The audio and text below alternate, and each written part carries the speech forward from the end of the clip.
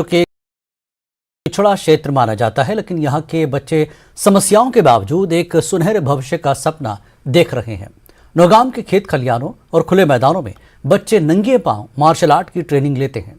उनका कहना है कि अगर उन्हें बेहतरीन इंफ्रास्ट्रक्चर प्रदान किया जाए तो वो अपने राज्य और राष्ट्र का नाम रोशन कर सकेंगे। देखिए रिपोर्ट।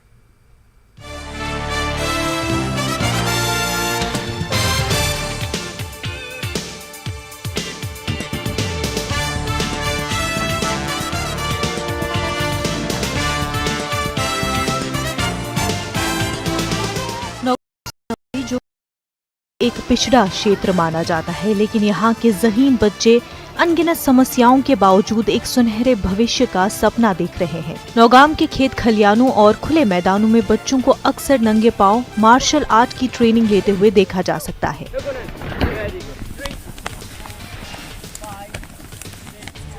बच्चे खुद को मानसिक और शारीरिक तौर पर मजबूत होने के अलावा इस कला में करियर बनाने के सपने भी देख रहे हैं। दिलचस्पी की बात यह है कि कठिनाइयों और मार्शल आर्ट्स के लिए बेहतर साधन न होने के बावजूद यहाँ के 7 बच्चे अब तक राष्ट्रीय स्तर पर चैंपियनशिप में भाग ले चुके हैं और कर्तगी का प्रदर्शन भी किया है।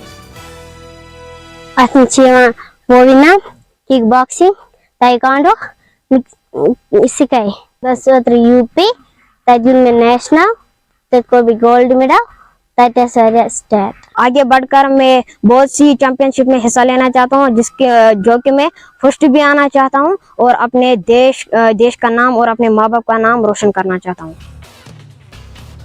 इन बच्चों को ट्रेनिंग करने की शुरुआत यहाँ के एक स्थानीय युवा फिरोज अहमद ने शुरू की।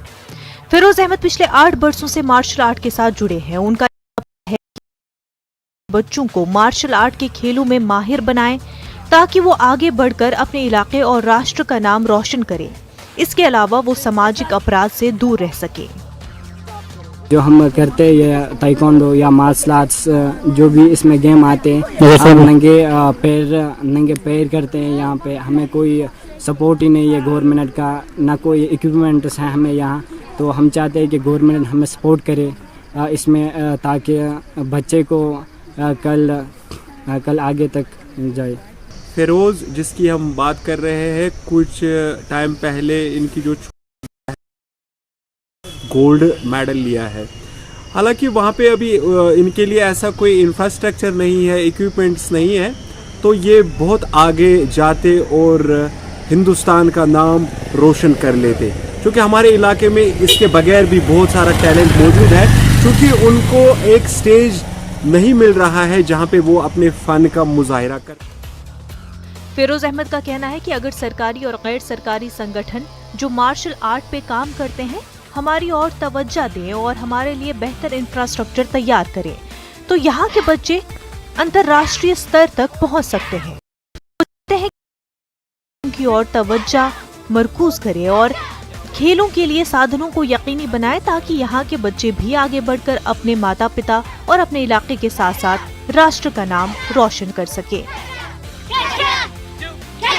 नहीं है ना उम्मीद इकबाल अपनी कश्ती वेरा से, जरा नम हो तो ये मिट्टी बहुत जरखे जैसा की। जी हाँ, जिला बांडीपुरा का नौगाम इलाका जो कई मानों में एक पसमानदा इलाका तस्वर किया जाता है, यहाँ पे इन जैसे होनहार और नौनिहाल बच्चे मार्शल आर्ट की तरबियत इस गरज से ले रहे हैं कि ये आगे जाके अपने वालिदैन, अपने इलाके और खासकर अपने मुल्क का।